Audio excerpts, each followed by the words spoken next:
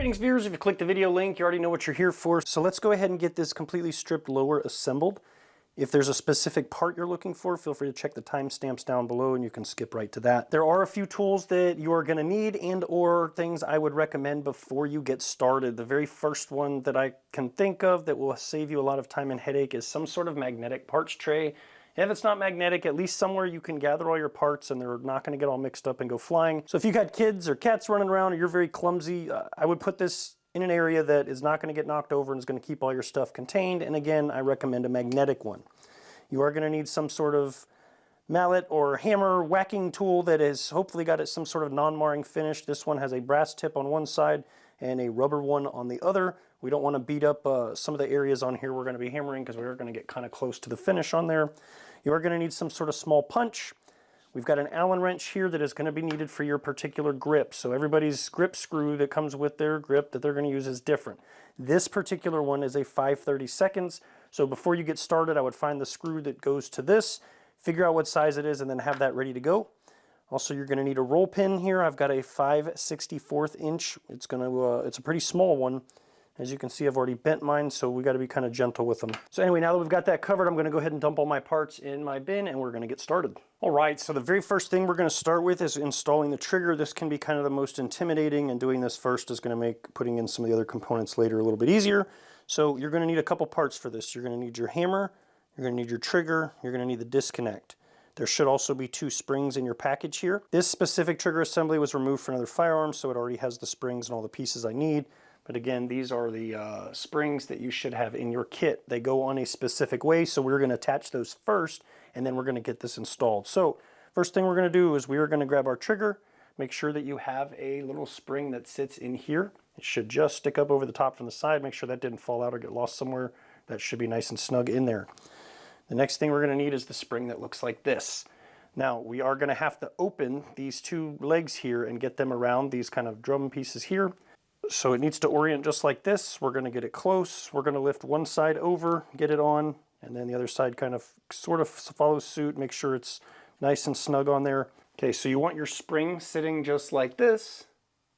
So next we're going to put our hammer spring on. So it should go in this orientation here. But we need this to be on the back side of the hammer because that's what's going to give it the force to slam forward. So we're going to get it like that. And do the same thing. We have to lift these bundles of the coils there around one side and then around the other. So now it should be installed and look like that. So this next part can be kind of a pain for a lot of people to get this installed. So you've got your disconnect and you've got your trigger. So this hole right here is going to orient with that hole, but it needs to go down inside of there. And this notch is going to go over that spring that we talked about that's sticking out of the back. So it's going to go in there something like this. But again, we need to be able to look through that hole and see daylight because we need to drive a pin that's going to go through there into the receiver.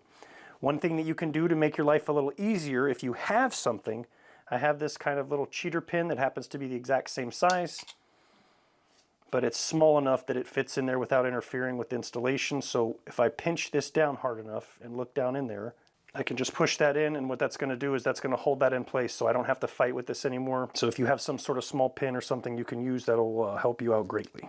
The next thing we're going to need are these 2 trigger pins. They should look like this. They have 2 notches in them. So that's what we're going to use to install them in here. I would definitely also recommend some sort of armorer's block where you have notches and holes, and this one is magnetic so you can put stuff on it and get all your things oriented. And so what we're going to do is we're going to take this, drop it down in the hole, make sure those legs go forward because that is what's giving, as this pushes down, that's what's giving our trigger the back pressure, so it goes forward again. So those legs point towards the front, drop it down in the hole for the trigger. If you're having to finagle that disconnect piece, you can just put your finger on top of it and use that to help maneuver it. And what we're doing is we want to look straight down this rear hole and we want to be able to see all the way through. One thing you can do as well to help yourself out is if you have another punch or something, you can go on the back side of where you're working, feed that through into the holes so that you get it all lined up. You'll be able to actually let go, and then you can get your pin on there and tap it, and as the pin goes in, it will push your punch out from the other side. So that is also something helpful that will make your life a little bit easier. All right, so your pin that you have for your trigger should have 2 notches in it. We're going to keep those notches up. We're going in from the left side, so We're going to place that over where that, again, my cheater pin is, or where you have your punch coming from the back side. And we're just going to tap that in place. Once again, you see daylight all the way through, or you know that you're lined up. My cheater pin fell out. I got to make sure that hole stays lined up. You can see there's not a whole lot of clearance here. This is why we want to make sure we have something that's not marring, so I can switch over to my plastic or rubber side, so as I get closer, if I miss or I get down to the surface here where it's flush, I'm not dinging my receiver and knocking the finish off. So I can pull up on the trigger a little bit. Oops. And again, I'm using the non-marring side, so I didn't have to worry about it. The pin should now be flush. You can make sure that it's where it's supposed to be. And the next thing we're going to do is we're going to install the hammer. So like I said, making sure that our spring is oriented in this direction. These legs need to actually bend backwards. So when you install this, what you're going to want to do is you're going to want to put it like this and then bend it and feed that in there, because these are going to rest on the pin that we just installed for our trigger. So we're going to point those towards the rear. And then we're kind of folding and bending this thing into place until, just like the other pin, we can see daylight through here. Same thing as before, I can come from this side and feed a punch through there. So that's going to kind of hold that in place for me. I can set it down. I can grab the tools I'm going to work with. We're going to install this again, the same orientation. We're going to keep these dimples up. Back my punch out just a little bit so that I can get my pin where I need it to be. This can be a little awkward again. This may take you a couple tries to get it right. All right, so again, once I get close, I'm going to switch to my other side. One thing you can do if you're struggling a little bit, now that you've got it far enough in, if you push the hammer down until it locks into place, you may have a little bit easier time maneuvering this so that you get your pin oriented for the other side. And then it should be flush again on both sides. If it comes through a little too far, you can kind of just tap it back. Again, we want that to be flush. So just kind of a little function check. I'm going to hold the back pressure on here. Don't pull the trigger and let your hammer go flying forward and smash into the receiver. You can damage both. So I'm going to put my finger on there, pull the trigger, it comes forward, push it back, it locks into place. So we've successfully installed our trigger. All right, so the next thing we're going to install is our mag release. You're going to need 3 parts for this. This is part of your mag release. It's got this threaded rod on there and this long flat section. You're going to need your mag release button. And you're going to need this particular spring right here. So the way we're going to do this, the threaded rod is going to go right through here down this hole. So you can just drop that into place. We're going to put our finger over it and flip this over, and you should see the threaded rod sticking out here. We're going to take the spring, we're going to put it over that rod, and then the back of your mag release button should be threaded. So what we're going to do is you're going to have to keep your back pressure on this side. We're going to push against this spring until that threaded rod touches the button where it's threaded, and we're going to start to slowly spin it on there until it catches. And so I should be able to let go of it, and now it's just sitting there. But as you can see, the mag release should not be sticking out that far, but that's fine. This is what we want right now. The next step, what we're going to do is we're going to take this and we're going to press it as hard as we can the other direction. And what that'll do is that's going to push this piece out. So you're going to need to get your finger in there so that you're pushing it in past the outer rim of where that hole is. And now that we've got this sticking out, we're just going to spin this, and this is how we're going to tighten it. And we're going to turn it a couple revolutions. It's going to start to get really close to the receiver here. So when it gets to that point, we're going to stop. We're going to orient it so it goes into that slot, and we're going to let go. That mag release is still sticking out a little far. Again, it may take a couple more turns, a couple less turns for you. One thing that you can do is you can go get an empty magazine. I'm not going to do that because YouTube doesn't like it. So you can put it in there and see how it fits and holds. If it's too loose, if it's too tight, you should be able to press your button like normal and it'll drop your mag. If you still need some more revolutions, that's fine. Nothing wrong with that. Just push that in all the way. Give it another turn or two. Let it go. That mag release looks like it's in about the right spot now, so it should drop your mags free. So again, your mileage may vary how many turns you need to go, so just kind of play with that, and like I said, get a mag and test it and see if you like the fit. If it's too tight, loosen it. If it's too loose, go ahead and tighten it down. So our mag release is now installed. All right, so the next thing we're going to be doing is installing the bolt release or bolt hold open. So you are going to need this piece here. You're going to need this roll pin. this particular spring. If you're not sure if this is the same spring or not, I'll show you how to check it in just a second. And then you are going to need this little detent right here. It's got a fat end and a little skinny end. There should be a couple of them. This will be kind of the bigger sized one. So if you need to make sure that you have the right spring, where it's going to go is it's going to go down in this hole right here. So if you're trying to put, for example, if you're curious if it's this spring, that spring's not going to fit, so you know it's not the right one. If you have one that's too skinny, then it's going to just go in there and roll around. That's not the right one, okay? So the first thing we do is we drop our spring in there. Next, we're going to take this, again, funny shaped detent. We're going to put that skinny end down inside of the spring. So it should just be sticking up out of the hole there. And this is going to be another thing that will be kind of funny and finagly the first time you ever try it. So if you're not familiar with this, be prepared to be a little bit frustrated if you've never done it. So that little detent is going to be pushing on the back side of this. And we need to line up this hole in the bolt hold open bolt release with this hole. It's right here, and it passes all the way through because that's where our roll pin's going to go. So we're going to lay it on top of here just like that. We're going to push that detent in, and then what you're doing is we're going to looking for that hole to line up all the way through. So if you have some sort of other extra punch or long skinny object, you can push that through and make sure, and you'll know that you've got the right thing. You can test your part. Make sure that you got the right spring in there with that detent. And what we're going to have to do is we're going to have to get this roll pin installed in this location right here. We're going to hammer it down that way. You can't really get to it from the front direction because of the way most of the receivers are made. So it's a little bit easier to get it from the back. You've got a lot more here. Another reason why we try and use some non-marring tool, because you're going to have to get pretty close and you're going to be prone to dinging and scratching up the finish on this, so you don't want to do that. So if you have some sort of roll pin starter or holder, this is the time that you would want to use that, because you're going to need to get this, again, oriented perfectly with that hole. So that's going to need to go on there, and then we're going to need to tap that in. This is going to be really difficult for me to do and keep on camera. I think you get the idea of what you're supposed to do here. However you can make it work, if you need a second set of hands or some tweezers or something to hold this for you, then I would highly recommend doing that. Whatever's going to make your life slightly easier in this endeavor. Another thing you can do at this point is I would put some painter's tape or electrical tape or something along the surface here just to make sure that you don't have any errant swings and you're not scratching up your finish.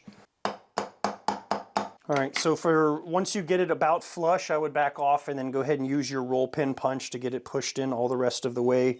You should still have some space before the pin comes out of the back, so I would just get it nice and down in there so it doesn't have any chance of really rolling in and out of there, and then this should be installed. All right, so the next thing we're going to be installing is the safety selector. Depending on what safety selector you are installing, it is going to be a little bit different for you. This one has some options. So this is kind of the little barrel assembly that's going to go through there. And it has 3 different options here. So you can have a standard size, these are both identical, safety selector switch on both sides, so it's ambidextrous. Or you have the option of putting this little flat piece on here so that you don't have that extended latch on there running into your hand. Some people don't like that. All right, so I just went ahead and screwed the lever on here. So like I said, this may be exactly what yours looks like when you get it. So all we're gonna do is we're gonna feed this through. You've got your hammer down, so it should not have any interference. We're just gonna go straight through this big hole in the back. You might have to wiggle a little bit to get it to go through. I'm gonna put my finger on this side to hold it, and I'm gonna flip it over because now for this particular safety, I have to attach this on here. However, if you don't have something to attach to this side, if I were to turn this over and let go, the whole thing would potentially fall out. So this is where we need to install our pistol grip, because there's a detent that's going to hold that in place, because as you'll notice, this is just kind of flapping around, and that's not usually how safeties operate. So we're going to put this in the safe position. We're going to lay it down on its head like this, facing up. You should see there is a hole here along the right-hand side. So we need 2 pieces now. So we're going to go ahead and grab our pistol grip. And then we need these 2 pieces right here. You need the spring that looks like that, and we need this detent right here. So this detent is going to drop down in that hole that's on the side there. So we can just go ahead and do that now. And then I'm going to grab my screw that goes to my pistol grip. So we have that ready to go. Your pistol grip should have a little circular hole that's going to match up with that one where we drop the detent in. What I like to do is I like to put the spring down inside of here because there's less of it sticking up. If we put that in the receiver, there's going to be way too much sticking up and there's way too much chance of you bending or breaking the spring. So what you can do is you can just use the spring to push that detent down further in place. Put the spring in the hole of your pistol grip. And then what I'll do is I'll lay it kind of sideways, line it up. It should fit directly over the grip channel here. I'm gonna have to wiggle it a little bit, especially if it's plastic, it might be a little tight. And what we're doing is we're trying to orient that spring into that hole where we put the detent, and we want to push it on as straight as possible. You don't want to put that in there and then start bending this thing and turning it at weird angles, because you, again, could cause damage to that spring. So we're going to get it pushed all the way forward. It's lined up with that hole, and we're just going to push it straight up so that that spring presses that detent in place. Before I do anything else, what I'm going to do is I'm going to come and I'm going to test my safety lever. And it locks in place, so that detent's doing its job. So now we are good to go ahead and screw down our grip. So this is where you would get your Allen wrench that fits your particular grip screw. Put it down inside there. It might take you some finagling to get it lined up. I would spin backwards, go to the left, and you should kind of feel it catch in those threads, and then you'll be safe to turn it to the right. Just make sure you don't cross thread it. If you start feeling a lot of resistance, then I would go ahead and stop, take it back out, and try again. All right, get that nice and tight. I don't have any torque spec settings for you. Your particular grip manufacturer might have something listed, so I would follow that. And then again, now that we've got that tightened down, we're going to check our safety again. It's not too tight. If this is so tight that you can't move it and you're fighting and you've got a lot of resistance, you may need to either A, loosen your grip screw slightly, you may have gone a little overboard, or B, you may have actually used the wrong spring in there. So I would go ahead and check around and make sure you find the spring that looks like the one I showed, because that's the one that's going to be the right one. If you use something different, you may end up with some issues. So your safety should, again, work just fine. All right, the next thing we are going to do is we are going to install our front takedown pin. So in this particular instance, we've got our two takedown pins. There's two identical long skinny springs here. So again, make sure you didn't use one of these for your selector switch in your pistol grip there. And then we've got these two little other small skinny detents. We're only going to need one right now because we're going to be working on the front takedown pin. Now, the way the takedown pins are designed, this particular one has a flat edge. This one has a round head on it. If you notice, the hole back here where this one goes is rounded, and up here where we're working on the front one, there is a flat side. So this has to go on a specific orientation, so that flat side mates up with the flat side. So again, find your takedown pin that has a flat side. Take one of those springs and one of those detents. We're going to put the other ones back to the side. And we need to stand the receiver facing up so your magwell is in the air. We've got our long spring that's going to go down into this channel here. We've got our detent that's going to follow it. The pokey end that's going to go down inside of our spring goes in first so that the rounded domed end is sticking out, because what that's going to do is that's going to ride in this track here. And that spring is going to be pushing this into place. That's going to put your pin in either the open or closed position. So go ahead and set that down on a flat surface. I would put my fingers here to help kind of run defense and make sure this thing doesn't run away from you. And what we're going to do is we're going to use this pin to push down and in once we get it far enough to that point, making sure that our flat side is down. So again, I'm running defense here. Make sure this pin doesn't run away on me. Push it straight down until you find that hole. And then now you should have heard that. And now you should have heard that click into place. So now we should be good to go. Give it a couple pushes, make sure it pops in and locks in place so we know that we did it right. So before we can install the rear takedown pin, you need to keep in mind that the buttstock portion is going to have to go on, because this is that spring right here for what we just did for the front. This is going to be the exact same thing, but we need that back plate on here that's going to put back pressure on here and keep that spring contained. All right, so before we install our rear takedown pin, there's a couple things that have to happen here. In tandem with that, we have to also install our detent that holds our buffer in place. So there's a hole in the back here where these threads are for your buffer tube that this is going to need to go down in. So before we install our rear takedown pin, there's a couple more tools we're going to need. Remember that matching spring and detent are obviously what we're going to need there. We need the actual rear takedown pin, but then we're also going to need our detent pin and spring that holds our buffer inside of the buffer tube. So this is where you're going to go ahead and use that. We have to do both of these things kind of in tandem as we put the stock on, or buffer tube option that you're going with, and also try not to break any of our springs in the process. So first thing we're going to do is we're going to go ahead and put this thing on the magwell. It's going to be a little awkward with the grip there, but you may have to hold on to it. So I would put this in a position so that the flat side where the detents go is facing up towards you. just put the pin in partially. It doesn't have to go all the way in. That way we can make sure it hasn't spun or rotated on us. First thing we're going to do is we're going to drop our detent in this hole right here. The little skinny pointy piece should be going up because our spring's going to go in after it. And that little spiky piece there is what's actually going to go inside of the spring. So we want it in this orientation. So again, drop our detent in first, put our spring in behind it.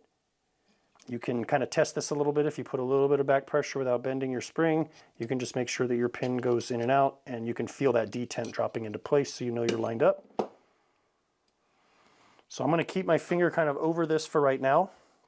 What I need to do is I need to put the spring, I can either put it in the hole first or I can put it inside of my detent and then set the detent on top of it.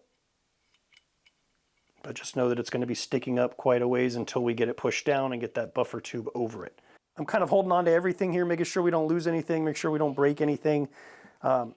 So this particular buffer tube, the way it goes on is this slides in through here, and then as we tighten it, it sandwiches this portion on. So this dimpled area right here is going to fill that space. You, in your particular use case, may have one of these. So what's going to happen is this is what's going to go on there. It's going to contain this spring and sandwich it in there. And then this dimpled portion is going to go in there. So make sure you put this on the right direction. Don't have the dimple sticking out. Have it turning down so it goes into that opening there. So what I need to do here is I have to put this on and squish that spring without breaking it and then tighten the buffer tube in behind it. So I'm going to go ahead and set that on there for right now. I'm holding on to my buffer detent and I'm going to get this started. I'm not going to tighten it all the way down. I just need to get it threaded so that if I let go of it and turn it upside down, it's not going to fall off, because I still have to keep track of that spring in there that's already trying to kind of get squirrely on me. All right, so what I'm going to do, again, I've got my finger on the detent for the buffer tube. I've got that spring back there. I'm going to go ahead and just squish this all the way down to save myself some headache. And then I'm going to start tightening down my buffer tube. Now I'm not going to tighten it all the way because I have to use that buffer tube to hold my detent pin down. So I've got to keep pushing on this. I've got to push the detent down now with one finger, and then I'm tightening the buffer tube with the other. And I'll show you in a second what we're doing here. All right, so I'm to the point now where my buffer tube is running into that detent pin. I have to push that detent pin down far enough that when I tighten my buffer tube in, it actually goes over the lip on here and keeps it locked into place. So I've got to push that down, and then I'm going to finish tightening my buffer tube. And what it's going to do is that's going to hold it down for me. And so I'll show you, I have another pin here. Basically, as we're tightening our buffer tube, it's bumping into this. Well, we have to push this down far enough that we can then tighten the buffer tube in so it actually catches it like that. So it sits on this shelf here. So that's what we're doing. I know that may have been kind of hard to see.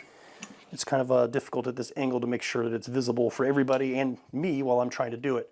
So the ultimate end product should look something like that. And then now this is where I would put this in a vise, put it on my block. I'm going to go ahead and use this end of my armorer's wrench here, and that's what's going to go on here, and we're going to tighten this down. So now we should have everything installed on this lower that we need. Now, in this particular instance, it does not appear that this lower parts kit came with a trigger guard, and I don't have one to install here right now. However, you'll notice that the rear portion here has two holes, one on each side. The front portion only has one hole. There's not one on that side. However, there is kind of a dimple on the side that it's not there. So all you would do is get your trigger guard in the correct orientation. Make sure one that has pass-through holes all the way through it go in the back. One that just has one hole goes in the front, lines up properly. You're going to put your pin in just like we did this other roll pin on the front for the bolt hold open, bolt release. You're going to put that one in, and then you're going to go ahead and line the back one up and get that set. Your lower may also have a built-in trigger guard, so this may not be an issue for you. So again, your mileage may vary. But for right now, we are complete with what we've set out to do. We've got a fully built lower here. If you have any questions about anything that I did here, if you missed something, if I didn't answer a question, or you just need some more information, please feel free to leave me a comment down below. I'll be glad to get back to you in text form, or if I need to, I can make another video or short to help answer your question. So with that, I'll stop taking up your time. Have a great day, and we'll catch you in the next video.